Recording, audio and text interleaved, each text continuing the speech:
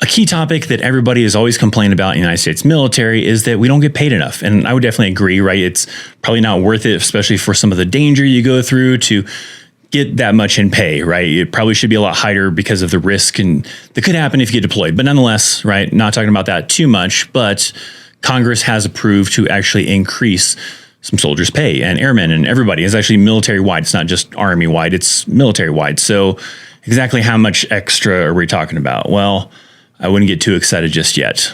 Let's talk about that.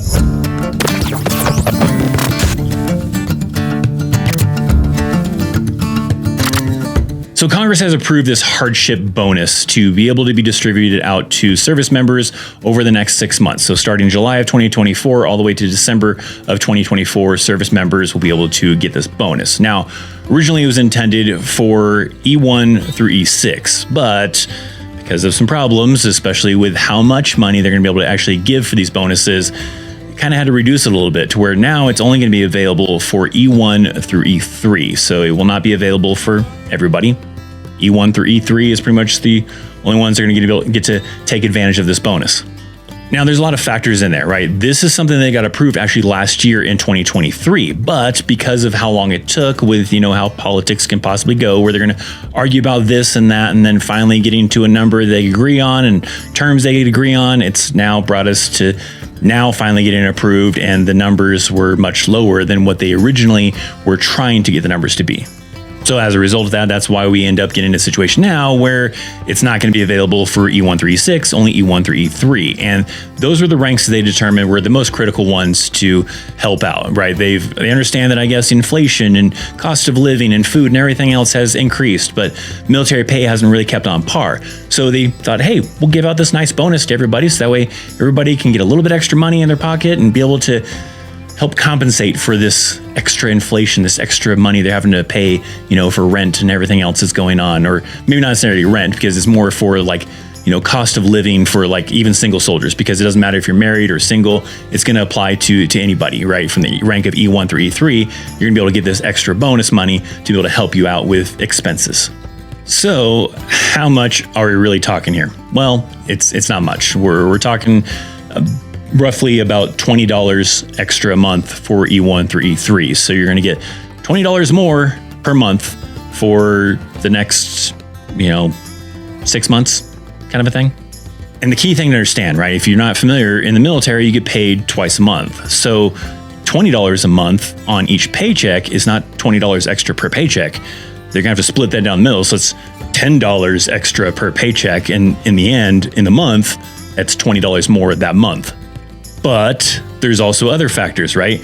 Just because you're getting $20 extra in a paycheck doesn't mean you actually get that $20, even if they're the whole month, because there's this thing called taxes that we all have to pay. Even members of the military have to still pay taxes unless you're deployed to a combat zone, but otherwise you still got to pay taxes. And if you are from a state that has federal income or has state income tax, then you have to pay taxes on state and federal. But if you are from let's say Nevada, Florida, Texas, I think even has it too, right?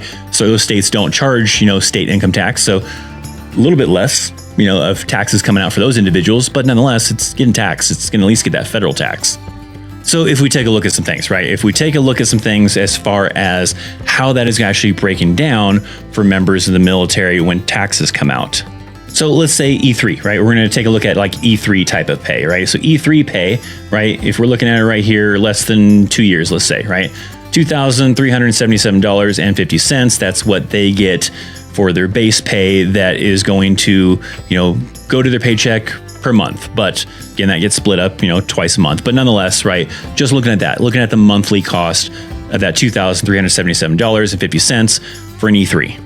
So if you start factoring in taxes, right, whether you're from, California, Texas, whatever the kind of thing, well, not really Texas because no income tax out of, Texas, but let's say a state that does charge income tax. I just did a calculation of Colorado, right, because I'm living in Colorado. So let's say in my situation, if I had to, pay for federal income tax, I also had to pay for state income tax and everything. What's it going to look like after taxes? And this is per month, not per paycheck. So roughly when you do the math that way, it's like $16 and something cents. And so that $16 and something cents is not going to be in one paycheck. It's split up into two paychecks. So it's not much. It's not much at all. Now we could try to look at it on like the positive side, right? I want to try to look at it on the positive side. Cool. If you saved up that little bit you got during one paycheck and then the little bit you get on that second paycheck, right? At the end of the month, you could possibly buy yourself a free 12-pack of beer. So maybe you could think of it as the military is giving me a free 12-pack of beer each month for the next 6 months if you want to try to spin it in a positive way. Otherwise, if you just look at the dollar amount, there's not much you can do with that extra $16 for that month. Now, there are some articles online that are talking about this, and I'll leave some links down below that you can get a little bit more details out of it. That's kind of maybe the gist of things that I'm trying to give you, right? But if you do want to learn more, then I'll have some links down in the description box down below. But if we're going to take a look at some of the things that they're talking about, like inside of the article and everything, well, we've got here from militarytimes.com, we've got some stuff where it's even talking about how it's not going to really impact the troops much, right? It's not that big of an increase in everything. I mean, only getting $20 a month, right? It's all they're getting extra. But again, when you look at the taxes and everything, it's less than that, $16 maybe a month type of thing.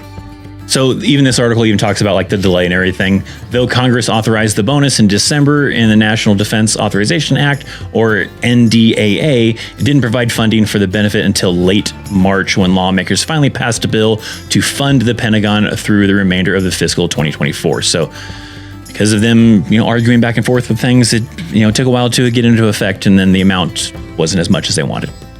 So that's where we're at right now. We're now at the point where, maybe get that extra $20, but after taxes, $16, and hopefully next year they increase that to even more, and you get better pay in the next following year. But with that extra little bonus that you're getting, let's say for people that are currently in the military, in the comment section down below, tell me, what are you going to do with that extra $16, let's say $20 a month? What are you going to buy with that extra $20 a month? Let me know down in the comment section down below. For everybody else, let me know what you think of this. I'm sure it's 100%, maybe 99%, maybe, I don't know, probably a lot of you that disagree, just like I disagree that $20 is not going to help you much.